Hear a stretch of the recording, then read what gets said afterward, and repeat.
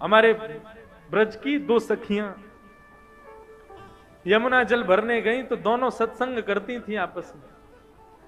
दोनों आपस में कहे, बोले भैया हमने कन्हैया की कथा तो बहुत सुनी लेकिन कन्हैया कभी देखे नहीं है। दूसरी बोली, अरे कन्हैया पता हो कहां रहे? बोले कहां रहे? वो संतन के पास रहे कन्हैया। अच्छा, बोले कहां पे? वो संतन के संग झोली रहे ना, वह झोली में बैठो रहे अंदर कन्हैया। अच्छा, कब मिलेगो हमें, कब दर्शन देगो झोली ते निकल के?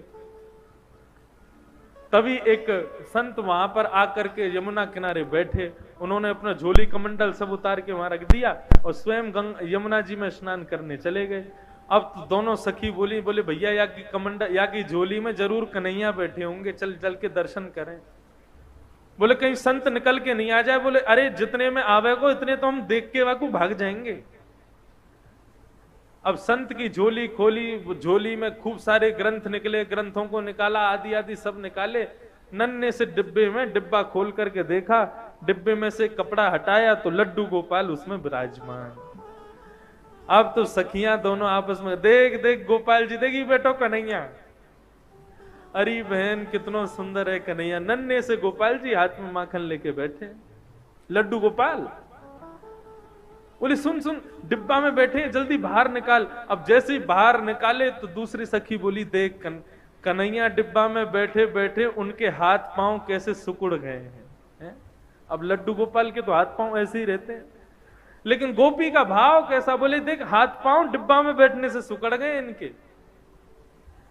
चल मेरे पास मक्खन रखो, इन्हें मक्खन से मालिश करके इनके हाथ पावन को सीधो कर दूं। अब तो मक्खन से जैसे ही मालिश करनी शुरू करी, करते करते करते करते लड्डू गोपाल भगवान खड़े हो गए, पैर भी सीधे हो गए, हाथ भी सीधे हो गए, कन्हैया खड़े हो गए। जैसे ही खड़े हुए इतने में संत आए, और संत जैसे ही आए तुरंत कन्हैया को रख करके डिब्बे में भागी वहां से। संत ने आकर के देखा तो लड्डू गोपाल, जो कि लड्डू गोपाल के रूप में थे, वो खड़े हो गए हैं।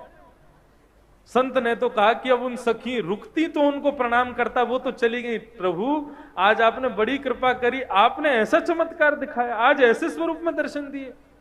साष्टांग दंडवत करके जैसे ही चरण स्पर्श किए, संत का स्पर्श करते ही लड्डू गोपाल फिर से लड्डू गोपाल बन गए।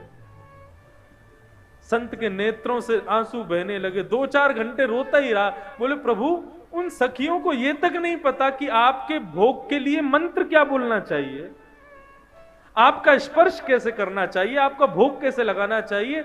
ऐसे अबोध उन सखियों के भाव से आप सीधे हो गए, और मैं जिसने आपकी प्राप्ति के लिए घर छोड़ा, परिवार छोड़ा, सब कुछ छोड़ के सन्यासी बना, मेरे स्पर्श करते ही आप फिर से लड्डू गोपाल बन गए। क्यों? आपको मैं प्रिय नहीं हूं?